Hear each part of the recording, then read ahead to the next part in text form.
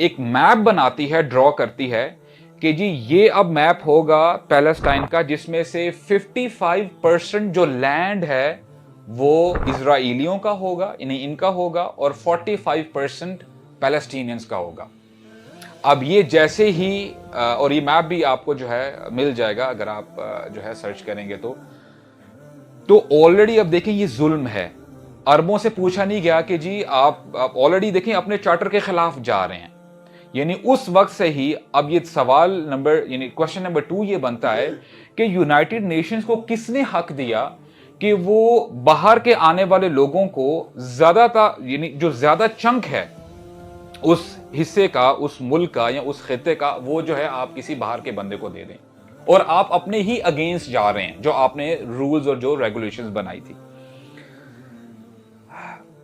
उस वक्त तक तकरीबन 3% ज्यूज वहां पे एग्जिस्ट करते थे, और आहिस्ता आहिस्ता ये भी हमें डॉक्यूमेंट्स बताते हैं कि जितने भी ज्यूज वहां पे आ चुके थे, अगर हम लैंड की बात करें, सिर्फ 7% ज्यूज ओन करते थे, बाकी 93% पैलेस्टीनियंस के हाथ में था।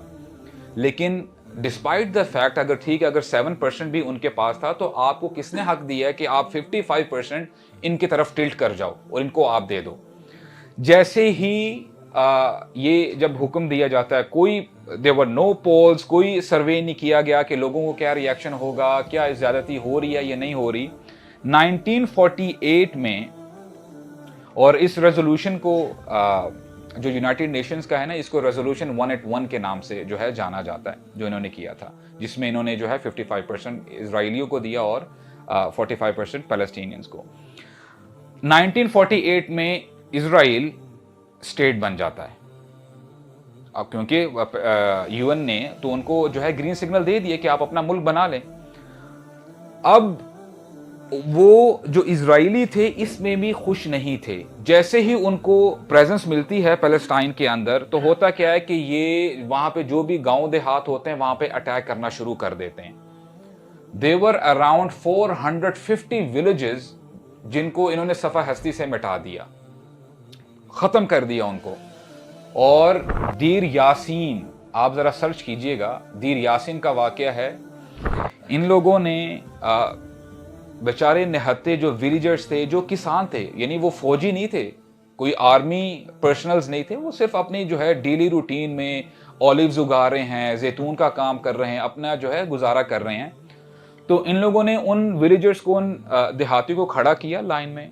तकरीबन यानी जो डॉक्यूमेंट बताते हैं तकरीबन 100 के करीब थे, और इन लोगों ने उनको खड़ा करके सबको जो है फायर करके उनको जो है कत्ल कर दिया, उनको शहीद कर दिया और उनको डंप कर दिया वहां पे।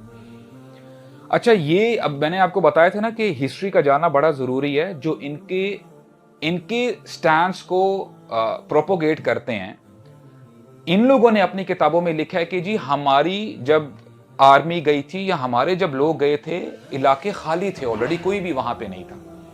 अब मैं एक सवाल करता हूं आपके सामने।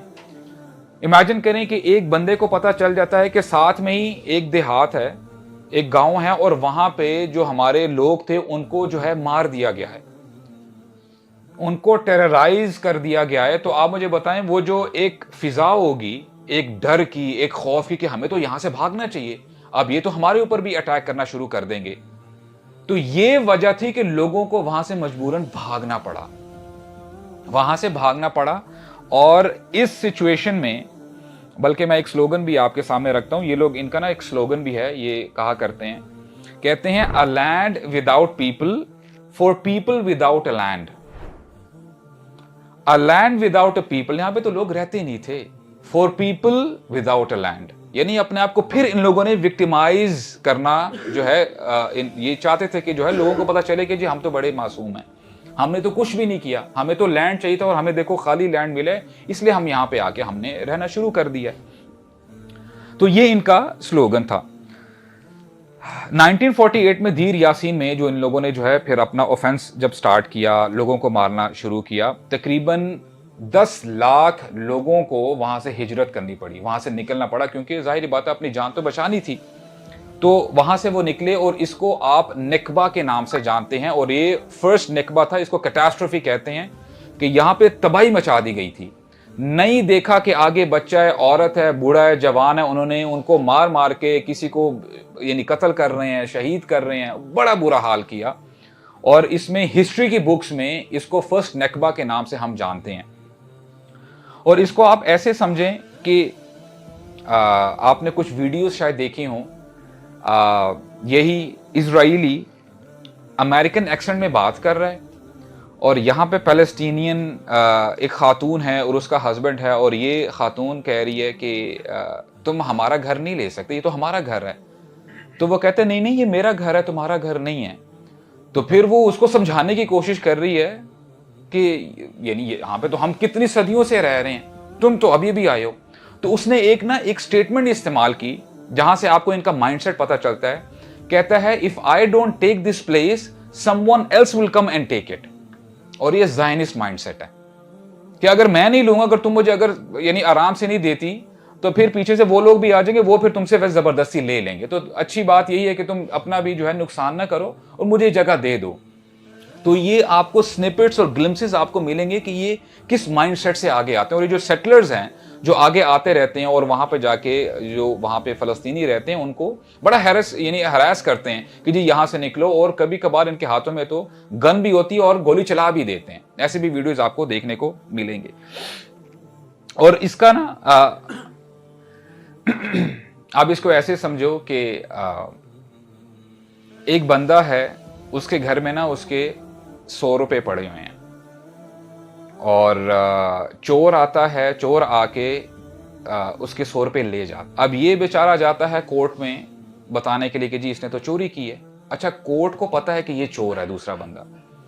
कोर्ट वाले क्या करते हैं, कहते हैं कि ठीक है यार, 100 रुपए में से ना तुम 45 रुपीज उसको वापस दे दो, 45 रुपीज वापस दे दो।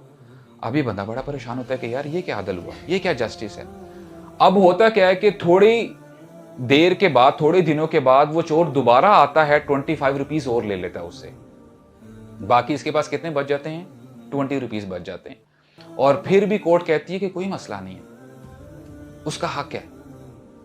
और वो 20 रुपीज में भी राजी नहीं रहते। वो जो 20%, अब देखें, अब जरा इधर लेके आए आप बात कि आहिस्ता आहिस्ता जो इन्होंने लैंड्स आगे लेते रहे हैं, कॉन्कर करते रहे हैं, और उन पर भी वो राजी नहीं हुए। और थोड़ा बहुत जो लैंड अभी बचा है फलस्तीनियों के पास, क्योंकि देखें अभी ये मुसलमानों और ज्यूज का मामला नहीं है, ये ह्यूमैनिटी का मामला है।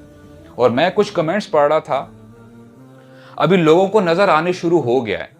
ये अब तक जो अपना नैरेटिव बिल्ड करते आए थे ना कि जी हम भी बड़े मजलूम हैं, हमें तो एक लैंड चाहिए था, और ये अपने आप को बड़ा जो है मासूमाना जो है दिखा के कि जी हम तो बड़े जो है इनोसेंट हैं, हमारी तो कोई गलती नहीं है। अब आपको लोकल्स हैं, फॉर एग्जांपल अमेरिकन चाहे ले लें, जो वहां के सिटीजन्स हैं, चाहे वो क्रिश्चियंस हैं, चाहे वो लोकल ज्यूज भी हैं, वो कहें कि जी जो भी हो रहा है ज्यादती हो रही है, आप बच्चों के साथ ऐसे कैसे कर सकते हैं। और जो 20% भी आपने दिया हुआ है, आपने उसमें भी उनका सब कुछ बंद कर दिया। आप नेसेसिटीज अंदर लेके जा नहीं सकते, आप फूड अंदर लेके जा नहीं सकते, वाटर ब्लॉकेड है, इलेक्ट्रिसिटी नहीं है, मेडिकल सप्लाईज अंदर नहीं लेके जा सकते, फिर भी ये लोग खुश नहीं है। अच्छा, इन लोगों ने 1948 से तो ये काम करना शुरू कर दिया, और उनके जो ग्रुप से मल्टीपल, वो भी अंदर जो है इस तरह पेनिट्रेट करना उन्होंने शुरू कर दिया।